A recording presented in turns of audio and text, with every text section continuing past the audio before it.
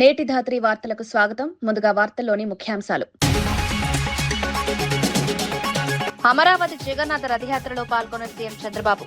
స్వామివారికి ప్రత్యేక పూజలు, భక్తులతో కలిసి రథోత్సవంలో పాల్గొన్న చంద్రబాబు భక్తి శ్రద్ధల మధ్య ఘనంగా జగన్నాథ రథయాత్ర.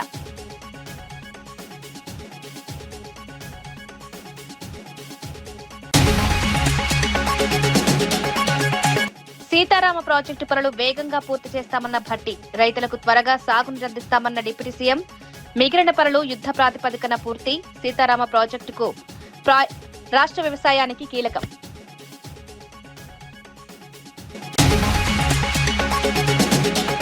ముద్రగడ కుటుంబ ఘటనపై గోరంట్ల బుచ్చయ్య చౌదరి ప్రశ్నలు. పరామర్శను జగన్ సభగా ఎందుకు చూస్తున్నారన్న ప్రశ్న. ఆక్వా రైతుల కోసం జగన్ ఏం చేశారో చెప్పాలని సవాల్. ఈ నెల 22న రాజమహేంద్రవరంలో ఉద్యోగ మేళా నిర్వహణ.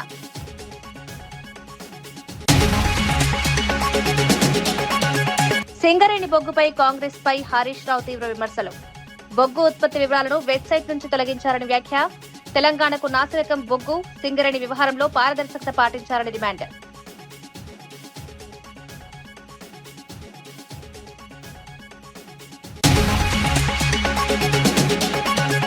సోషల్ మీడియా ట్రోలింగ్ పై కఠిన చట్టాలు తీసుకొస్తామన్న హోంమంత్రి అనిత. ట్రోలింగ్ అరికట్టేందుకు ప్రత్యేక టాస్క్ ఫోర్స్. సోషల్ మీడియా వయోపరిమితిపై ప్రభుత్వం కసరత్తు. బాధ్యతాయుత సోషల్ మీడియా కోసం చర్యలు. అమరావతి వెంకటపాలెంలో నిర్వహించిన జగన్నాథ రథయాత్రలో ఆంధ్రప్రదేశ్ ముఖ్యమంత్రి నారా చంద్రబాబు నాయుడు పాల్గొన్నారు. సాంప్రదాయ పద్ధతిలో జరిగిన ఈ ఆధ్యాత్మిక వేడుకలో భక్తులతో కలిసి రథయాత్రలో నడిచి స్వామివారికి ప్రత్యేక పూజలు నిర్వహించారు. వేలాది మంది భక్తులు హాజరైన ఈ ఉత్సవం భక్తి శ్రద్ధల మధ్య ఘనంగా సాగింది. రాష్ట్ర ప్రజలు సుఖశాంతులతో ఉండాలని స్వామివారిని ప్రార్థించిన సీఎం, భారతీయ సంస్కృతి, ఆధ్యాత్మిక సాంప్రదాయాలను పరిరక్షించడం ప్రతి ఒక్కరి బాధ్యత అని పేర్కొన్నారు. బలదేవుని, సుభద్ర, సుదర్శన్ని స్మరించుకుంటున్నారు. భక్తితో నమస్కారాలు తెలియజేస్తున్నారు. ఇంత గొప్ప కార్యక్రమం 7 కొండలవాడి ఆలయం నిర్వహించుకోవడం, అది కూడా అక్షయ పాత్ర ఫౌండేషన్ చైర్మన్ శ్రీ పద్మశ్రీ మధు పండిట్ దాస్ గారికి, అదే మరి హరే కృష్ణ గోకుల్ క్షేత్ర అధ్యక్షులు వంశీధర్ దాస్ గారికి నేను మనస్ఫూర్తిగా ధన్యవాదాలు, కృతజ్ఞతలు తెలియజేస్తున్న వారి చొరవకి. ఇక్కడికి వచ్చిన భక్తులందరికీ కూడా అభినందనలు, శుభాకాంక్షలు. మనందరం కూడా పూరి రథయాత్ర తలుచుకుంటేనే మనస్సు ఉప్పొంగుతుంది. రథయాత్రకి ఎంతో విశిష్టత ఉంది. ఇలాంటి కార్యక్రమానికి మనం ఇక్కడ శ్రీకారం చుట్టాం.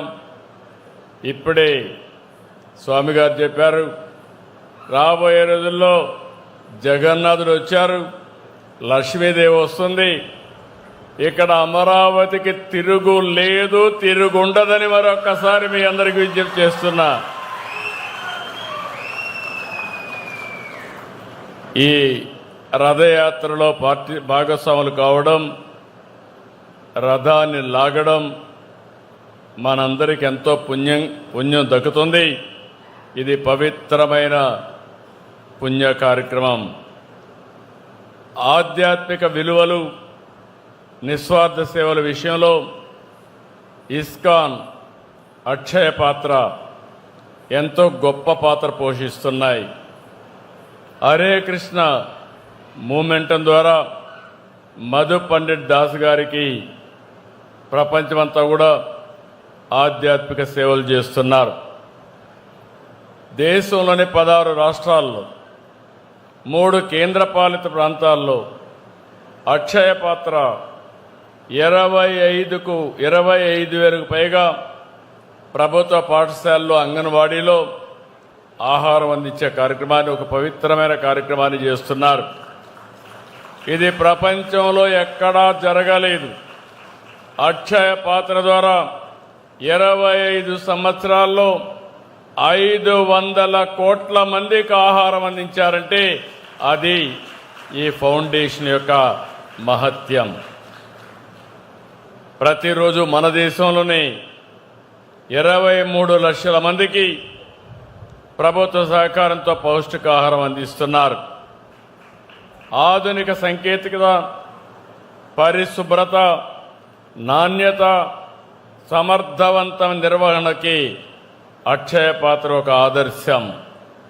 2008 నుంచి సేవలు అందిస్తున్న అక్షయ పాత్ర ప్రస్తుతం మన రాష్ట్రంలో 10 సెంట్రలైజ్డ్ కిచెన్స్ ద్వారా 1,83,000 మందికి విద్యార్థులకి పౌష్టికాహార భోజనం అందిస్తున్నారు. మొన్నే అన్నా క్యాంటీన్ వస్తే ఎవరికిస్తే బాగుంటుందంటే రెండో ఆలోచన లేకుండా ఆ అన్న క్యాంటీన్లో భోజనం కూడా అక్షయ పాత్రకు అప్పచెప్పాం. బ్రహ్మాండంగా నిర్వహిస్తున్నారు. నాణ్యమైన భోజనం పెట్టే పరిస్థితికి వచ్చారు. ఇంకో పక్క మధు పండిత్ దాస నాయకత్వంలో కొండలో హరే కృష్ణ గోకుల క్షేత్ర ప్రాజెక్టు రూపొందిస్తున్నాం. తొందరలోనే ఇది పూర్తి అవుతుంది. పెనుగొండలో కూడా ఒక పెద్ద స్పిరిచువల్ సెంటర్గా తొందరలో నిర్మాణం చేయబోతున్నారు. దీనివల్ల మనం అందరం కూడా గుర్తుపెట్టుకోవాల్సింది, ఇలాంటి హరే కృష్ణ వారి ఆధ్వర్యంలో అనేక దేవాలయాలు కట్టారు. వీరి సేవలో ఐక్యరాజ్య సమితి కూడా గుర్తించింది. వేద సంస్కృతిని, జ్ఞాన భక్తి యోగాన్ని నేటి తరానికి అందించడంలో ఇస్కాన్ పాత్ర చాలా కీలకమైంది. నేను ఎప్పుడూ చెప్పేవాడిని, అమరావతి ప్రజా రాజధాని, అమరావతి దేవతల రాజధాని, ఈ రెండు కలిసిన ప్రదేశం మన అమరావతిని మరొకసారి మీ అందరికీ గుర్తు చేస్తున్నాను. ఇలాంటి ప్రాంతాన్ని మనం రాజధానిగా పెట్టుకున్నాం. హిందూ ధర్మానికి ఈ ప్రాంతం ఇప్పటికీ ఒక సాక్ష్యంగా మిగిలింది. అమరావతి రాజధాని ప్రకటించిన సందర్భంలో మీరు చూస్తే దీనికి ఒక స్థల మహత్యం ఉంది. ఆ స్థల మహత్యాన్ని ఇంకా పెంచాం. దేశంలో ఉండే అన్ని దేవాలయాల్లో పవిత్ర మట్టిని, పవిత్ర జలాశయాల్ని అక్కడ పూజ చేసి ఇక్కడ తీసుకొచ్చి ఈ భూమిని పునీతం చేశాం. ఎవరు ఈ భూమిని టచ్ చేయలేరు. అమరావతి జగన్నాథ రథయాత్రలో మంత్రి శ్రీధర్ బాబు ప్రత్యేక పూజలు. హైదరాబాద్ అబిడ్స్ లో ఇస్కాన్ ఆధ్వర్యంలో నిర్వహించిన జగన్నాథ రథయాత్రలో రాష్ట్ర మంత్రి శ్రీధర్ బాబు పాల్గొన్నారు. ఈ సందర్భంగా బలరాముడు, సుభద్రాదేవి, జగన్నాథ స్వామికి ప్రత్యేక పూజలు నిర్వహించారు. అనంతరం సాంప్రదాయ పద్ధతిలో రథాన్ని లాగి ఉత్సవాల్లో పాల్గొన్నారు. రాష్ట్ర ప్రజలందరూ సుఖ సంతోషాలతో ఉండాలని, తెలంగాణ అన్ని రంగాల్లో అభివృద్ధి సాధించాలని దేవుడిని ప్రార్థించినట్లు మంత్రి తెలిపారు. పూరికి వెళ్లలేని భక్తులకు హైదరాబాద్ లోనే జగన్నాథ రథయాత్ర నిర్వహించడం శుభపరిణామమని పేర్కొన్నారు.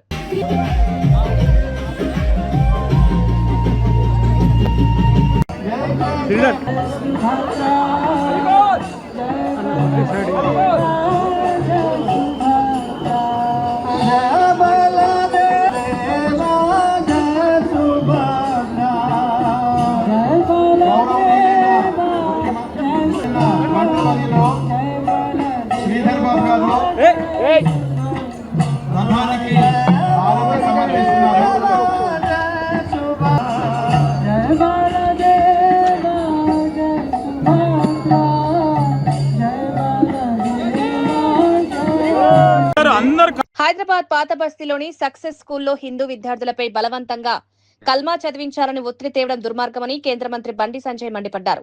విద్యార్థులకు నాణ్యమైన విద్య అందించాల్సిన విద్యాసంస్థలు మతాచారాలను రుద్దడం అత్యంత బాధాకరమన్నారు. హిందూ యాజమాన్యాలపై బొట్టు, గాజుల విషయంలో ప్రశ్నలు లేవనెత్తేవారు ఇతర మత సంస్థల వ్యవహారాలపై ఎందుకు మౌనం వహిస్తున్నారని ప్రశ్నించారు. కాంగ్రెస్, బీఆర్ఎస్ ప్రభుత్వాల హయాంలోనే ఇలాంటి ఘటనలు ఎక్కువయ్యాయని ఆరోపించారు.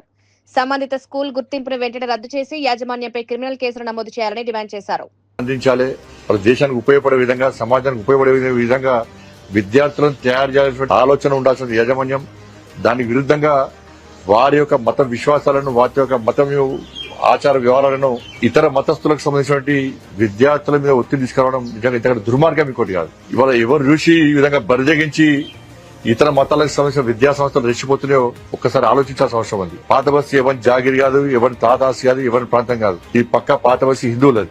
ఇవాళ మస్జిద్ పార్టీ యొక్క అండదండలు ఉన్నాయని చెప్పి ఒక ఆలోచనతోని ఈ విధంగా ఇస్లామిక్ సంబంధించినటువంటి ఇస్లాం మతానికి సంబంధించిన యాజమాన్యాలు అలా హిందూ విద్యార్థులను వేధించడం, బలవంతంగా వారి మత విశ్వాసాలను పాటించే విధంగా ఒత్తిడి తీసుకురావడం నిజంగా సిగ్గుచేటనే విషయం. రంజాన్ సందర్భంగా వాళ్ళు ప్రత్యేకంగా ఉపవాస దీక్షలు వేయడానికి కానీ నమాజ్ చేసుకోవడానికి ప్రత్యేక వెసులుబాటు కనిపిస్తారు. ఇలా హిందూ యాజమాన్యాలు ఆలోచించాలి. ఆరోగ్యాలు బాగా లేకుండానో, కష్టాలు వస్తానో, ఎవడో మంచి జరుగుతానో మా పిల్లలను హనుమాన్ మాల ధరిస్తాం, ఈసారి అయ్యప్ప మాల ధరిస్తాం, భవానీ దీక్ష ధరిస్తామని చెప్పి మొక్కుంటారు. ఇటువంటి సమయంలో ఆ విద్యార్థులు దీక్ష మాల ధరణ వేసుకొని వస్తే హిందూ యాజమాన్యాలే వద్దు, మీరు వెళ్ళిపోండి, ఈ దీక్ష చేసుకోవద్దు, అన్ని మతాలకు సంబంధించిన విద్యార్థులు మనం చదువుతారు అని చెప్పి వారించే హిందూ యాజమాన్యాలు అంతెందుకు బొట్టు పెట్టుకొని రానియరు, బ్యాంకులు చేసుకొని రానియరు, జడలో విద్యార్థులు పూలు పెట్టుకొని రానియరు, అన్ని మతాలకు సమానం అంటారు వాళ్ళు. మరి దీని ఏమంటారు? తెలంగాణ రాష్ట్రంలో గతంలో బీఆర్ఎస్ పార్టీ ప్రభుత్వ హయాంలో గానీ, కాంగ్రెస్ పార్టీ ప్రభుత్వం ఏర్పడిన తర్వాత ఇవిలో ఆగడాలు ఎక్కువైపోయినాయి. వాళ్ళు హిందూ సమాజాన్ని కించపరిచే విధంగా వివరిస్తున్నారు. తెలుగుదేశం పార్టీలో వర్గ రాజకీయాలకు తావులేదని మంత్రి నారా లోకేష్ స్పష్టం చేశారు. కడప జిల్లాలో పాదయాత్ర సందర్భంగా కార్యకర్తలను ఉద్దేశించి మాట్లాడిన వీడియో ఆలస్యంగా వెలుగులోకి వచ్చింది. పాదయాత్రలో తన వెంట నడిచిన ప్రతి కార్యకర్తను కలుపుకొని వెళ్లాల్సిన బాధ్యత ఎమ్మెల్యేలు, ఇన్ఛార్జీలపై ఉందన్నారు. పార్టీలో ఒకటే జెండా, ఒకటే సిద్ధాంతమని, వ్యక్తిగత వర్గాలను ప్రోత్సహించడం ఏమాత్రం సహించబోమని హెచ్చరించారు. వర్గ రాజకీయాలను కొనసాగించాలనుకునే వారికి పార్టీ తలుపులు తెరిచే ఉంటాయని, అలాంటి వారు వెళ్లిపోవచ్చని స్పష్టం చేశారు. పెద్దలుగా మీ పైనుందని ఈ సభాముఖం మీకు తెలియజేస్తున్నా. ఇక్కడ వర్గాలు ఉండవు, ఒకే పార్టీ, అది తెలుగుదేశం పార్టీ ఉంటుంది. ఎవరన్నా వర్గాలు చేయాలనుకుంటే తలుపు సిద్ధంగా ఉంది, మీరు వెళ్ళొచ్చు. ఆ వర్గాల వల్లనే పార్టీ నష్టపోతుంది.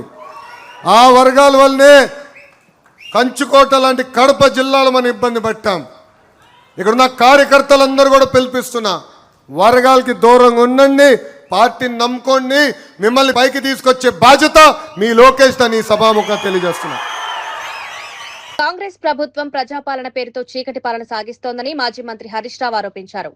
బీఆర్ఎస్ హయాంలో సింగరేణి బొగ్గు ఉత్పత్తి, ఎగుమతుల వివరాలన్నీ ప్రజలకు అందుబాటులో ఉండేవని, ప్రస్తుతం ఆ సమాచారాన్ని వెబ్సైట్ నుంచి తొలగించారని విమర్శించారు. నాణ్యమైన బొగ్గును ప్రైవేట్ సంస్థలకు, ఇతర రాష్ట్రాలకు విక్రయిస్తూ తెలంగాణకు నాసిరకం బొగ్గు అందిస్తున్నారని ఆరోపించారు. దీంతో థర్మల్ విద్యుత్ కేంద్రాల్లో ఉత్పత్తి దెబ్బతింటోందన్నారు. రాష్ట్ర ప్రజలను చీకట్లోకి నెడుతూ తెలంగాణ బొగ్గును ఇతర ప్రాంతాలకు తరలించడం సరికాదని మండిపడ్డారు. హయాంలో ఓపెన్ గా కనబడేది, నో సీక్రెట్. కానీ అలా కాంగ్రెస్ రాగానే ఆ వెబ్సైట్ క్లోజ్ చేసేస్తారు.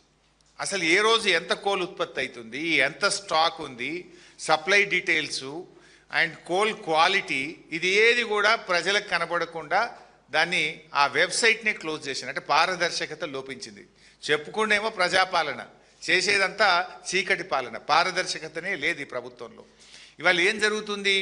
క్వాలిటీ కోల్, మంచి కోల్ నైనీ బ్లాక్లో కానీ సింగరేణిలో వచ్చే మంచి బొగ్గును తమిళనాడుకు, కర్ణాటకకు, ప్రైవేటు ఐరన్ ఓరు స్టీల్ మ్యానుఫ్యాక్చరర్స్కు, ఆంధ్రప్రదేశ్కు, ఇతర రాష్ట్రాలకేమో మంచి బొగ్గు అమ్ముతారు. తెలంగాణకేమో స్క్రాప్ బొగ్గు, పనికిరాని బొగ్గు, మన సింగరేణి మనకు పనికిరాని బొగ్గు అమ్ముతుంది. రోజుకు 100 రేకులు వస్తే 70 రేకులు రిజెక్ట్ అవుతున్నాయి, 30 రేకులే పాస్ అవుతున్నాయి. ఇలా మంచి క్వాలిటీ బొగ్గు మన సింగరేణి మన తెలంగాణలో ఉంటుంది, మనకు నాణ్యమైన బొగ్గు రాదు. తమిళనాడుకో, స్టీల్ ప్లాంట్లకో, ప్రైవేట్ ఆపరేటర్లకో, కర్ణాటకకో, ఆంధ్రప్రదేశ్కి ఏమో మంచి బొగ్గు పోతుంది, తెలంగాణకు రిజెక్టెడ్ బొగ్గు వస్తున్నది. దానివల్ల ఇవాళ థర్మల్ కేంద్రాల్లో విద్యుత్ ఉత్పత్తి ఆగిపోతున్నది. అసలు ఎంత బొగ్గు ఉత్పత్తి అయింది, ఏ క్వాలిటీ బొగ్గు ఉత్పత్తి అయింది, ఏ రాష్ట్రానికి ఎంత పోతుందని వెబ్సైట్లో కనబడేదాన్ని మూసేసిండ్రు, ప్రజలకు కనబడకుండా చేసిండ్రు. నాకు అర్థం కాక అడుగుతాం, మన రాష్ట్ర అవసరాలు పక్కన పెట్టి మన రైతులను చీకట్లో నెడుతూ, మన ప్రజలకు కరెంటు కోతలు పెడుతూ, మన బొగ్గు పక్క రాష్ట్రాలకు బొగ్గుడైంది, తెలంగాణకు బొగ్గు లేకపోవడం ఏంది? అంటే ఇది ప్రభుత్వ వైఫల్యం. ఈ ప్రభుత్వంకు రైతులంటే పట్టదు, రైతులంటే ఒక నిర్లక్ష్యం అనేటువంటిది చాలా స్పష్టంగా ఈరోజు మనకు దీన్ని బట్టి కనబడతా ఉంది. నెల్లూరు జిల్లాలో మానబోలు, వెంకటాచలం పోలీస్ స్టేషన్లో ఓ వ్యక్తిని అక్రమంగా కస్టడీలోకి తీసుకున్నారంటూ మాజీ మంత్రి కాకాని గోవర్ధన్ రెడ్డి తీవ్ర ఆగ్రహం వ్యక్తం చేశారు. ఒకసారి విడుదల చేసిన వ్యక్తిని మళ్లీ పోలీస్ స్టేషన్ కు తీసుకువెళ్లి బెదిరింపులతో వాంగ్మూలాలు తీసుకోవడం చట్టవిరుద్ధమని విమర్శించారు. ఈ వ్యవహారంపై జిల్లా ఎస్పీ వెంటనే సమాధానం చెప్పాలని డిమాండ్ చేశారు. అసలు నిజాలు వెలుగులోకి రావాలంటే సంబంధిత పోలీస్ స్టేషన్ల సీసీటీవీ ఫుటేజ్లను బహిర్గతం చేయాలని కోరారు. పోలీస్ వ్యవస్థపై ప్రజల్లో అనుమానాలు రాకుండా పారదర్శకంగా దర్యాప్తు నిర్వహించాలని కాకాని విజ్ఞప్తి చేశారు. విధంగా అరాచకాలకి అకృత్యాలకి మారుపేరుగా ఈరోజు చంద్రబాబు నాయుడు పరిపాలనలో కూటమి ప్రభుత్వంలో ఆంధ్ర రాష్ట్రం నిలిచేటువంటి పరిస్థితి ఏర్పడింది. ఇద్దరు ముద్దాయిలు రియాజు, ప్రసాద్ వాళ్ళిద్దరూ సోమవారం ఉదయం మనుబోలు పోలీస్ స్టేషన్ కి మరలా వెళ్లడం జరిగింది. ఈ ముద్దాయి ఎవరైతే పాపం లాకప్ డెత్ లో చనిపోయాడు నన్ను ఏడుకొండలో ఆదివారం రాత్రి వచ్చి పోలీసులు అనేక రకాలైనటువంటి చిత్రహింసలకు గురి చేశారు. నన్ను విమానం అంటారు తాళ్లతో కట్టి పైకి లాగి కొట్టేది, అది ఎక్కించారు. నేను బాగా మానసికంగా శారీరకంగా కురింగిపోతున్నాను, దెబ్బలు తినలేకపోతున్నాను, రేపు రమ్మన్నారు, నేను రాలేకపోతున్నాను, నేను పోలేకపోతున్నాను, దెబ్బలు తినలేకపోతున్నాను అని చెప్పి వాళ్ళ సోదరి దగ్గర పాపం ఆయన ఏడవడం జరిగింది. మాట్లాడిన తర్వాత సోమవారం వీళ్ళు వెళ్ళారు. వెళ్ళినటువంటి రియాజ్ ప్రసాద్ అనేటువంటి ముద్దాయిని కూడా సోమవారం అక్కడే ఉంచాడు, అక్కడేస్తాయి. మంగళవారం అక్కడే ఉన్నారు వాళ్ళు. మంగళవారం మధ్యాహ్నానికి వీళ్ళకి సమాచారం వచ్చింది, కనుపూరు కాలువలో మునుగుతున్నాడు ఈ ఏడుకొండలు అనేటువంటి వ్యక్తిని. ఆ మాధవ్ అనేటువంటి కానిస్టేబుల్, మనుబోలుకు సంబంధించినటువంటి కానిస్టేబుల్ తన సొంత కారులో వెళ్లి ఎక్కించుకుని రావడం జరిగింది. ఆ ఎక్కించుకునేటువంటి క్రమంలో మా దగ్గర ఆధారాలతో సహా ఉన్నాయి. ఎక్కించుకుని వచ్చేటువంటి క్రమంలో ఆ నిందితుడు పారిపోవడానికి ప్రయత్నించడం, అతన్ని బలవంతంగా పట్టుకుని కొట్టి అక్కడ అందరి ముందే ఈడ్చుకుంటూ వచ్చి కారులో వేసుకుని రావడం, కారులో వేసుకుని నేరుగా మనుబోలు పోలీస్ స్టేషన్కి రావడం, మనుబోలు పోలీస్ స్టేషన్ బయటనే పాపం ఆ ముద్దాయి ఏడుకొండల కారు దిగలేనటువంటి పరిస్థితుల్లో నీళ్లు చల్లి ఇతను లేదు అని చెప్పి బయటికి తీసుకెళ్లిపోయారు. ఎక్కడెక్కడ తిప్పారో తెలియదు. 3 గంటలకి ఆ గ్రామంలో కనుపూరు కాలువ దగ్గర మునగతా ఉండేటువంటి ఏడుకొండలు అదుపులోకి తీసుకుని 6 గంటలకి గూడూరు ఏరియా సోషల్ మీడియాలో పెరుగుతున్న అనుచిత కామెంట్లు, ట్రోలింగ్లను అరికట్టేందుకు రాష్ట్ర ప్రభుత్వం కీలక చర్యలు చేపడుతోందని హోంమంత్రి అనిత ప్రకటించారు. సోషల్ మీడియా దుర్వినియోగం వల్ల అనేక మంది తీవ్ర మానసిక వేదనకు గురవుతున్నారని ఆవేదన వ్యక్తం చేశారు. ఈ సమస్యను సమర్థవంతంగా ఎదుర్కొనేందుకు గ్రూప్ ఆఫ్ మినిస్టర్స్ తో పాటు ప్రత్యేక టాస్క్ ఫోర్స్ ఏర్పాటు చేస్తున్నట్లు వెల్లడించారు. సోషల్ మీడియా వినియోగంపై వయోపరిమితి విధించే అంశంతో పాటు కఠిన చట్టాల రూపకల్పనపై ప్రభుత్వం కసరత్తు చేస్తోందన్నారు. ప్రజలను రక్షించేలా బాధ్యతాయుతమైన సోషల్ మీడియా వాతావరణాన్ని నెలకొల్పేందుకు అన్ని చర్యలు తీసుకుంటామని హోంమంత్రి స్పష్టం చేశారు. ఆడపిల్లల గురించి మాట్లాడుతున్నారు, అవన్నీ సంబంధం లేదు. ఇంట్లో వాళ్ళ గురించి కూడా నోటికి వచ్చినట్టు మాట్లాడుతూ ఉంటే ఈరోజు ఏమీ మాట్లాడకూడదు, మేమేమీ యాక్షన్ తీసుకోకూడదు అంటే ఎలా అవుతుంది? ఇప్పుడు దీని మీద కొన్ని సందర్భాల్లో చట్టాల్లోని మనకేంటంటే కొంత లిమిటేషన్స్ ఉన్నాయి. సో చట్టాల్లో కూడా మార్పులు రావాలి. దాని గురించనే సోషల్ మీడియా GOM కూడా ఒకటి పెట్టుకున్నాం. ఆల్రెడీ 3 మీటింగ్స్ అయినాయి. ఆ GOMలో ఏంటంటే 2 టైప్ ఆఫ్ ఆస్పెక్ట్స్ మీద మేము వెళ్తున్నాం. ఒకటి సోషల్ మీడియా బ్యానింగ్ అనేది ఏ ఇయర్ వరకు ఉంటే సోషల్ మీడియా బ్యాన్ చేయొచ్చు అంటే ఒక 13 ఇయర్సా 16 ఇయర్సా, మిగతా స్టేట్స్లో ఎలా ఉంది, మిగతా కంట్రీస్లో ఎలా ఉంది, అది కూడా మేము ప్లాన్ చేసుకుంటున్నాం. At the same time social మీడియాలోని ఇలా అబ్యూజింగ్ లాంగ్వేజెస్ యూజ్ చేసిన వాళ్ళకి ఏ టైప్ ఆఫ్ సెక్షన్స్ మన మిగతా రాష్ట్రాలు ఎలా చేస్తున్నారు, ఈ వర్కౌట్ కూడా చేస్తున్నాం. దీని మీద ప్రత్యేకంగా అందుకే టాస్క్ ఫోర్స్ని ఏర్పాటు చేస్తున్నాం. మీకు పరిస్థితులు చూస్తూ ఉంటే మీరు ఎలా అనుకుంటారంటే ఏమో వీళ్ళ మీద ఎలా పెడుతుంటే వీళ్ళు ఏమి యాక్షన్ తీసుకోవట్లేదు, కానీ వీళ్ళు ఒక దగ్గర కూర్చొని పెడతారు, వాళ్ళ ఆరిజిన్ ఎక్కడో చూస్తే లొకేషన్ వేరే దగ్గర కనిపిస్తూ ఉంటుంది.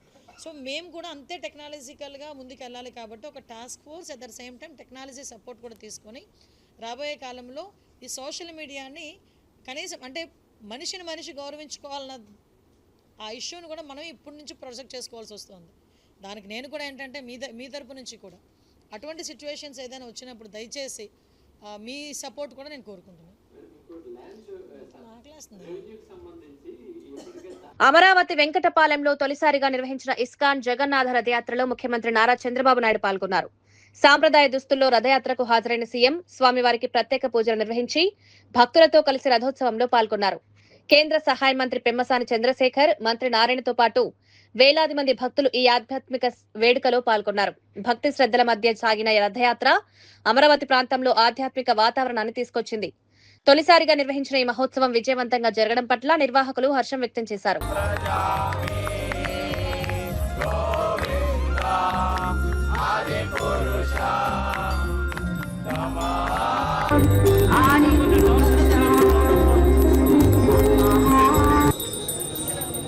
ఓం తద్విష్ణో పరమపదం పశ్యంతి సూర్యః దివేవ చక్షురాజగంధత్రిప్రాసో విపన్యవో సహస్రాక్ష సహస్రవాన్ సభోమిన్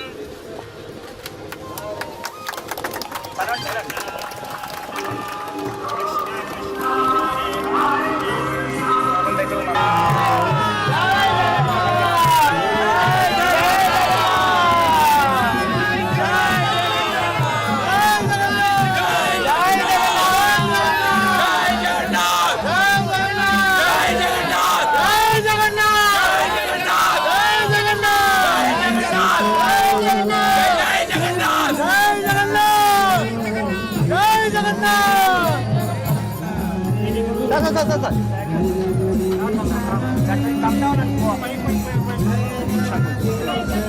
జగన్నాథ్ జై జగన్నాథ్ జై జగన్నాథ్ జై జగన్నాథ్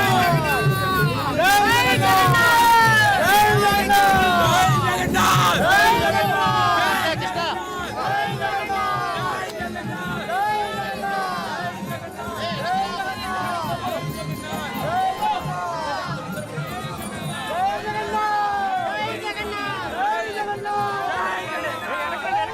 ముద్రగడ పద్మనాభం కుమార్తె తన తండ్రిని చివరిసారి చూసేందుకు వెళ్లకుండా అడ్డుకోవడంపై ఎమ్మెల్యే గోరంట్ల బుచ్చయ్య చౌదరి తీవ్ర అభ్యంతరం వ్యక్తం చేశారు. పరామర్శకు వెళ్లడానికి కూడా జగన్ సభగా ఎందుకు చూస్తున్నారని ప్రశ్నించారు. మత్స్యకారులు ఆక్వా రైతుల కోసం జగన్ ఏం చేశారో ప్రజలకు చెప్పాలని సవాల్ విసిరారు. సీదిరి అప్పలరాజు కుమారుడిని ఎందుకు సమర్థిస్తున్నారని ప్రశ్నించారు. ఈ నెల 22వ రాజమహేంద్రవరంలో భారీ ఉద్యోగ మేళా నిర్వహించనున్నట్లు ప్రకటించారు. ప్రజా సమస్యల పరిష్కారమే తమ లక్ష్యమని స్పష్టం చేశారు. నుంచి ర్యాలీగా చెయ్యూపుకుంటూ నవ్వుకుంటూ పగలబడి ఎరగబడుతూ ఆయన పద్మనాభం ప్రేమగా వచ్చాడా, ఏదో రాజకీయ ప్రయోజనం కోసం వచ్చాడా? ఎక్కడికెళ్ళినా అరాచకం, ఎక్కడికెళ్ళినా ఆటక విధానం. వాళ్ళు పోలీసులను గెడతా ఉంటారు. 2 బీకేయడానికి పోలీసులు, అప్పుడు సీన్ మారుతుంది. చంద్రబాబు గారు అలా కొట్టించే మనిషి కాదు కదా. ఆ గౌరవం కూతుర్ని రానివ్వడం ఏంటండి? పాప కుటుంబం కొడుకు లాగుతుంటే తీసుకెళ్ళటానికి ఈ ఎదవలు ఆపటం ఏంటి? ఈ పనికిరాని సన్యాసులు వీళ్ళు ఆపటం ఏంటి? ప్రభుత్వ లాంఛనాలు ఇచ్చాం. ప్రభుత్వ లాంఛనాలు ఏంటి? ఎవరైనా ఏ పార్టీ అయినా ఒక స్థాయిలో ఉన్న వాళ్ళు చనిపోతే వాళ్ళు ఇవాళ లైమ్ లైట్లో లేకపోయినా వారికి ప్రోటోకాల్ ఇస్తుంది ప్రభుత్వం. కుటుంబ సభ్యులు ఏ మాట మాట్లాడుకుని వీళ్ళే వద్దు వద్దు వద్దు అని చెప్పి అంబటి రామరావు ఏం చూశారు? ఆబోతు రంకెలేసినట్టే పోలీసుల మీద. సీతారామ ప్రాజెక్టు పనులను ఎలాంటి ఆటంకాలు లేకుండా వేగంగా పూర్తి చేస్తామని డిప్యూటీ సీఎం భట్టి విక్రమార్క స్పష్టం చేశారు. గత ప్రభుత్వం ప్రాజెక్టును రీడిజైన్ చేయడంతో వ్యయం పెరిగినా ఇప్పటికే ఖర్చైన ప్రజాధనాన్ని దృష్టిలో పెట్టుకుని పనులు నిలిపివేయబోమన్నారు. డిస్ట్రిబ్యూటరీలు, లింక్ కాల్వలు, టన్నెళ్లు, రిజర్వాయర్ల నిర్మాణాన్ని వేగవంతం చేసి రైతులకు త్వరగా సాగునీరు అందేలా చర్యలు తీసుకుంటామని తెలిపారు. రాష్ట్ర వ్యవసాయ అభివృద్ధికి సీతారామ ప్రాజెక్టు కీలకమని పేర్కొన్న భట్టి మిగిలిన పనులను యుద్ధ ప్రాతిపదికన పూర్తి చేసి ప్రజలకు అందుబాటులోకి తీస్తామన్నారు. సరే, ఆనాడే ఉత్తమ్ కుమార్ రెడ్డి గారు శాసనసభలో రాష్ట్ర కాంగ్రెస్ కమిటీ అధ్యక్షుడిగా, నేను క్యాంపెయిన్ కమిటీ చైర్మన్ గా శాసనసభలో బయట ఈ గోదావరి నది పైన జరుగుతున్నటువంటి దోపిడీ చాలా స్పష్టంగా సభలో బయట కూడా వివరాలతో సహా వివరించి ఇది సరైనది కాదు, 2 వాటిని కంప్లీట్ చేసిన తర్వాత ఇంకా నేను ఎగ్జిక్యూట్ చేసుకోవచ్చు స్పష్టంగా చెప్పినప్పుడు కూడా ఎడచేవలు పెట్టి అట్లా నేను ముందుకు పోయాను. సరే, 10 ఏళ్లు అక్కడున్న రుద్రం కోటని ఇందిరాసాగర్ అబాండన్ చేసి అంటే పూర్తిగా వదిలేసి ఈ ఒక్కదానిపైన దృష్టి సారించి నీళ్ళు తీసుకుంటూ చివరికి అక్కడ వరకు రుద్రం కోట నుంచి వచ్చేటువంటి పరిసర ప్రాంతాలకు అందించాల్సిన నీళ్లు కూడా కొన్ని వందల కిలోమీటర్లు ఇక్కడ నుంచి లిఫ్ట్ చేసి పంపించాల్సిన పరిస్థితి తీసుకొచ్చారు. ఈ ప్రాజెక్టు రీడిజైన్ చేశారు, చాలా వరకు పనులు ముందుకు తీసుకొని పోయారు. దీన్ని అనేక తప్పులు జరిగినప్పటికి కూడా దీన్ని జాగ్రత్తగా కొనసాగిస్తూ ముందుకు తీసుకొని పోయి ఇప్పటికీ చాలా డబ్బులు ఖర్చు పెట్టారు కాబట్టి ఆపటం కూడా కరెక్ట్ కాదు. ముందుకు తీసుకొని పోయి దీన్ని కొనసాగించి కంప్లీట్ చేయాలన్నటువంటి ఆలోచనతో ఈ రోజు వారు నిర్ణయం తీసుకొని కార్యక్రమాన్ని ముందుకు తీసుకొని పోతాం. ఆ తీసుకొని పోయే క్రమంలోనే ఎంత ఖర్చు పెట్టినా ఎక్కడ మధ్యలో సరే డిస్ట్రిబ్యూటర్ కెనాల్స్ లేకపోవటం, రిజర్వాయర్ కెపాసిటీ కూడా నీళ్లు నింపుకొని కెపాసిటీ పెంచుకోవడానికి అవకాశం లేకపోవటం, వాటన్నింటిని కూడా సరిదిద్ది మళ్ళీ మధ్యలో దీన్ని జాగ్రత్తగా ఎన్ఎస్పీ కెనాల్లో లింక్ చేసేటట్టుగా రాజీవ్ కెనాల్ ని యాడ్ చేయటం, వైరా రిజర్వాయర్ నింపే కార్యక్రమం చేసుకోవటం, అట్లాగే పాలవర్ రిజర్వాయర్ కూడా లింక్ కెనాల్ ద్వారా టన్నెల్ ద్వారా అక్కడ నుంచి తీసుకుపోయే కార్యక్రమం చేయటం, సత్తపల్లి వరకు నీళ్లు తీసిపోయే కార్యక్రమాన్ని త్వరితగతిన రివ్యూ చేస్తూ నిధులు ఇబ్బంది లేకుండా కంప్లీట్ చేసి జిల్లాకు నీళ్లు అందించాలనేటువంటి కార్యక్రమంలో భాగంగానే ఈరోజు ఇరిగేషన్ శాఖ మంత్రులు రివ్యూ చేసుకుంటూ ఇచ్చాం. అమరావతి జగన్నాథ రథయాత్రలో పాల్గొన్న సీఎం చంద్రబాబు స్వామివారికి ప్రత్యేక పూజలు, భక్తులతో కలిసి రథోత్సవంలో పాల్గొన్న చంద్రబాబు భక్తి శ్రద్ధల మధ్య ఘనంగా జగన్నాథ రథయాత్ర.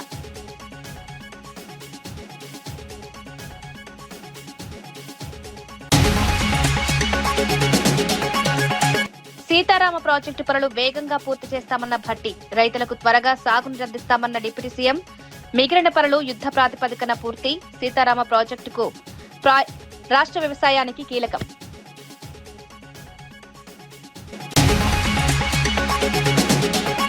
ముద్రగడ కుటుంబ ఘటనపై గోరంట్ల బుచ్చయ్య చౌదరి ప్రశ్నలు. పరామర్శను జగన్ సభగా ఎందుకు చూస్తున్నారన్న ప్రశ్న. ఆక్వా రైతుల కోసం జగన్ ఏం చేశారో చెప్పాలని సవాల్. ఈ నెల 22న రాజమహేంద్రవరంలో ఉద్యోగ మేళా నిర్వహణ.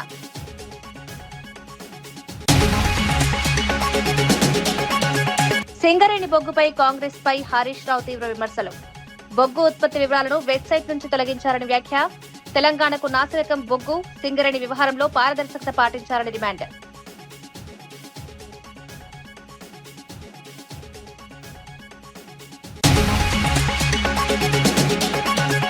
సోషల్ మీడియా ట్రోలింగ్ పై కఠిన చట్టాలు తీసుకొస్తామన్న హోంమంత్రి అనిత. ట్రోలింగ్ అరికట్టేందుకు ప్రత్యేక టాస్క్ ఫోర్స్.